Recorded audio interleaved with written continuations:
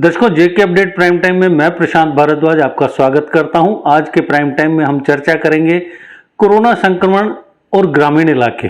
देश के बड़े शहरों में तबाही मचाने के बाद कोरोना संक्रमण अब देश के गांवों में जिंदगियां लील रहा है, जिंदगियां निगल रहा है।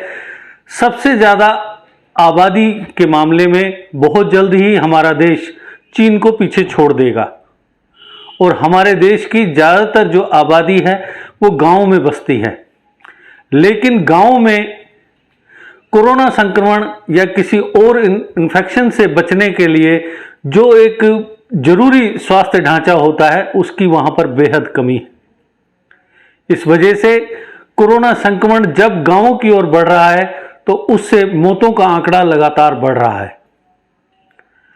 अगर हम पिछले कुछ दिनों में देखें तो जिस तरीके से ग्रामीण इलाकों से खबरें आने लगी हैं, यूपी में तो बहुत सी लाशें गंगा में मिली और उनका ये पता नहीं लग पाया कि वो किस गांव के निवासी थे और कौन थे, क्या थे, और उन लाशों का कोई वारिस नहीं मिला।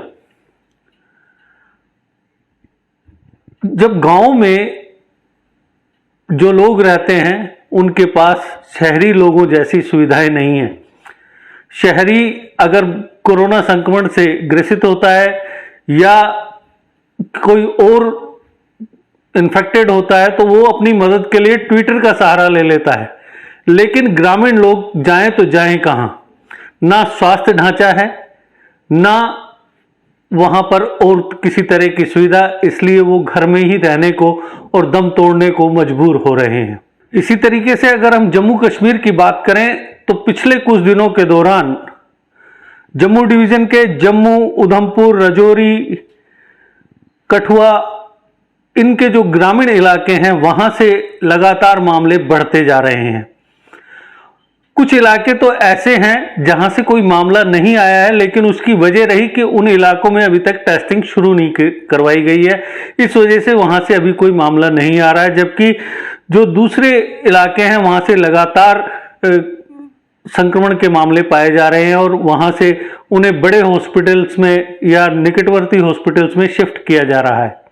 नेशनल हेल्थ मिशन के आंकड़ों की बात हम करें तो उसके मुताबिक मार्च तक जो ग्रामीण इलाके हैं वहां से 10% मामले आ रहे थे कोरोना संक्रमण के, और अप्रैल तक आते आते ये मामले 30 से 40% पर पहुंच गए और मई में ये 50 से 60% तक जा पहुंचे हैं।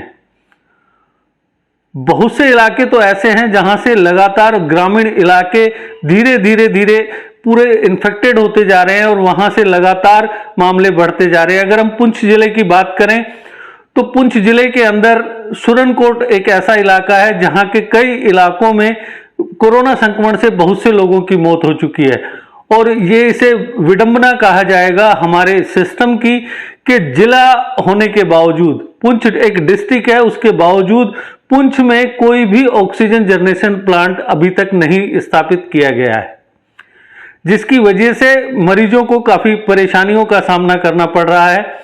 इसी तरीके से अगर हम जम्मू जिले की बात करें तो जम्मू के बिश्ना, अखनूर, आरएसपुरा, कोट भलवाल आदि इलाके ऐसे हैं जहां से लगातार संक्रमण के मामले आ रहे हैं। इसी तरीके से अरनिया जो सीमावर्ती इलाका है, बॉर्डर एरिया है, वो इस टाइम पर कोरोना से सबसे ज्यादा प्रभावित नजर आ रहा है और वहां से पिछले कुछ दिनों के अंदर बहुत से कोरोना पेशेंट्स पाए गए हैं। कुछ इलाकों को वहां पर कंटेनमेंट जोन भी घोषित किया गया है। रियासी और कठुआ जिले में भी यही हालात हैं, वहां पर भी इसी तरह की परेशानियों का सामना करना पड़ रहा है। कठुआ में जो नए कोरोना संक्रमण के मामले आ रहे हैं उनमें से 60 से 70% जो मामले हैं वो रूरल एरिया से आ रहे हैं और इस वजह से एक तरीके का अफरा तफरी का माहौल है। ग्रामीण इलाकों में दहशत है।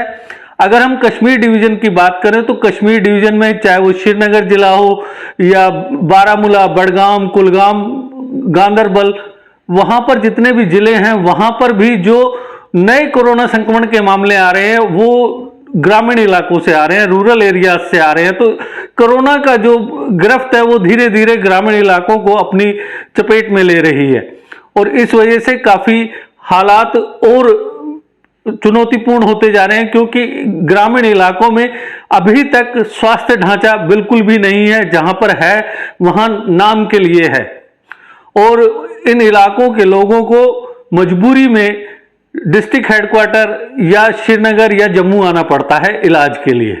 इन हालात के बीच में एक राहत की खबर आई। बुधवार 20 मई को लेफ्टिनेंट गवर्नर मनोज सिन्हा ने यह ऐलान किया कि प्रदेश के सभी डिस्ट्रिक्ट कमिश्नर्स को यह ऑर्डर दिया गया है कि वो ये सुनिश्चित करें कि प्रदेश की हर पंचायत में 5 बेड वाला कोविड केयर सेंटर स्थापित किया जाए। इन कोविड केयर सेंटर्स में की स्थापना का जो विचार आया वो इसलिए आया कि जो ज्यादातर ऐसे घर हैं जहां पर किसी कोरोना पॉजिटिव पेशेंट को आइसोलेट करने की पूरी व्यवस्था संभव नहीं हो पाती, इस वजह से हर पंचायत में एक 5 बेड वाला कोविड केयर सेंटर स्थापित किया जाएगा। प्रत्येक सेंटर में इमीडिएट पेशेंट केयर के लिए एक ऑक्सीजन सपोर्टेड बेड लगाया जाएगा। इसके साथ ही उन्होंने जो ट्वीट किया था उस ट्वीट में उन्होंने यह भी बताया था कि ग्रामीण इलाकों में कोविड पेशेंट्स को कोविड डेडिकेटेड हॉस्पिटल्स तक पहुंचाने के लिए ऑक्सीजन सपोर्ट वाली एम्बुलेंस मुहैया करवाई जाएगी। लेफ्टिनेंट गवर्नर का यह ऐलान काफी सराहनीय है, लेकिन इन कोविड केयर सेंटर्स में मरीजों को संभालने के लिए कौन होगा? डॉक्टर कहां से लाए जाएंगे? पैरामेडिकल स्टाफ कहां से लाया जाएगा? क्योंकि मौजूदा वक्त में हालत यह है कि जो गवर्नमेंट हॉस्पिटल्स हैं जम्मू कश्मीर के, वहां पर स्टाफ की भारी कमी है, और इस स्टाफ की कमी को पूरा करने के लिए जो फाइल्स सेक्रेटरीट भेजी गई थी वो वहां धूल खा रही है। अभी तक उन पर कार्रवाई नहीं की गई है, जिसकी वजह से सरकारी हॉस्पिटलों में, हेल्थ सेंटर्स में स्टाफ की भारी कमी है। और अब अचानक इस आपदा के समय में तुरंत फुरत किस तरीके से ये नए कोविड केयर सेंटर्स के लिए डॉक्टर्स और पैरामेडिकल स्टाफ का इंतजाम किया जाएगा? क्योंकि हमारा जो सिस्टम है उसमें कहीं भी किसी भी रूप में, ना तो स्कूल के दौरान ना कॉलेज के दौरान, हर व्यक्ति को कोई फर्स्ट एड की जानकारी दी जाती है, ना उसे प्रशिक्षण दिया जाता है। तो ये किसी को मालूम नहीं होता कि किस तरीके से एक पेशेंट को फर्स्ट एड मुहैया करवाई जानी है, प्राथमिक चिकित्सा मुहैया करवाई जानी है। इन हालात में अगर कोविड केयर सेंटर्स खोले जाएंगे तो उनमें किस तरीके से बिना डॉक्टरों के और बिना पैरामेडिकल स्टाफ के किस तरीके से कोविड पेशेंट्स की केयर हो पाएगी? मौजूदा दौर में जब कोरोना की दहशत फैली हुई है, उस दौरान भी ऐसे बहुत से वीडियो सोशल मीडिया पर नजर आ रहे हैं जिसमें हेल्थ सेंटर्स के अंदर कहीं गायें घूमती नजर आ रही हैं तो कहीं घोड़े घूमते नजर आ रहे हैं। उन हेल्थ सेंटर्स में ना पैरामेडिकल स्टाफ नजर आता है ना डॉक्टर्स नजर आते हैं। इसलिए जो ऐलान किया गया वो सराहनीय है, लेकिन उस ऐलान को पूरा करने के लिए एक पूरा सिस्टम क्रिएट करना पड़ेगा और जल्द से जल्द डॉक्टर्स और पैरामेडिकल स्टाफ्स का इंतजाम करना होगा। तब जाकर कहीं इस ऐलान को वास्तविक रूप से जमीनी तौर पर लागू किया जा सकेगा। अगर जल्द से जल्द जो ग्रामीण इलाके हैं वहां पर टेस्टिंग नहीं करवाई गई या और दूसरे प्रबंध नहीं किए गए तो कोई हैरानी नहीं है कि कोरोना का जो संक्रमण है वो लगातार इन इलाकों को अपनी चपेट में लेता जाएगा। क्योंकि मार्च में जब 10% मामले ग्रामीण इलाकों से आ रहे थे, अप्रैल में वो 30 से 40% हो गए और मई में 50 से 60% पर जा पहुंचे। तो आप अनुमान लगा सकते हैं कि अगर ये संक्रमण इसी रफ्तार से फैलता रहा तो ये आंकड़े कितने चिंताजनक हो जाएंगे कि फिर स्थिति हाथ से निकलने के लिए तत्पर हो जाएगी।